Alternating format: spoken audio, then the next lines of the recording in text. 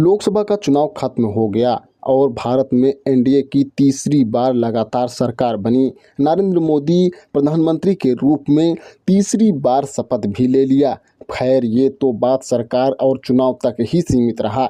हम बात करने वाले हैं चुनाव के पहले पक्ष और विपक्ष दोनों तरह से जुबानी जंग जो छिड़ी थी सामाजिक न्याय और जातिगत जनगणना जैसे विशेष मुद्दे को लेकर। आज जब चुनाव खत्म हो गया, सरकार भी बन चुकी है, उसके बाद अभी के लिए इन सारी बातों पर दोनों तरह से, चाहे वो पक्ष हो या विपक्ष हो, इस पर मौन है। अब जातिगत जनगणना और सामाजिक न्याय की बातें नहीं सुनाई दे रही है। चाहे पक्ष हो या विपक्ष हो, किसी भी तरह से ऐसी बयानबाजी नहीं हो रही है।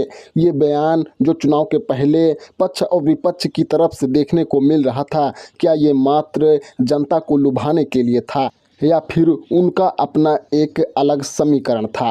फिलहाल जब अब चुनाव खत्म हो चुका है और ऐसे में जहां पर सीटें खाली हुई हैं वहां पर उपचुनाव भी होना बाकी है और ऐसे में अभी तक किसी भी नेता की जुबान से सामाजिक न्याय और जातिगत जनगणना जैसे विशेष मुद्दे को लेकर बयान नहीं दिया गया है। अब ये हम मान लें कि मात्र जनता को लुभाने के लिए ही ऐसा बयान दिया जाता है और जब चुनाव नज़दीक आता है या फिर जब चुनाव खत्म हो जाता है तब ऐसी बयानबाजी दोनों तरफ से देखने को नहीं मिलती है। फिलहाल अनुप्रिया पटेल जो लंबे अरसे से जातिगत जनगणना और सामाजिक न्याय की मुद्दे को उठाती चली आ रही है, फिलहाल ये तो देखने वाली बात तो होगी, क्योंकि अनुप्रिया पटेल लगातार जातिगत जनगणना जैसे विशेष मुद्दे और सामाजिक न्याय की बातों को उठाती चली आ रही हैं। अब जब अखिलेश यादव सत्ता से बाहर हैं तब इन्हें भी जातिगत जनगणना जैसे विशेष मुद्दे और सामाजिक न्याय की बातें याद आ रही है,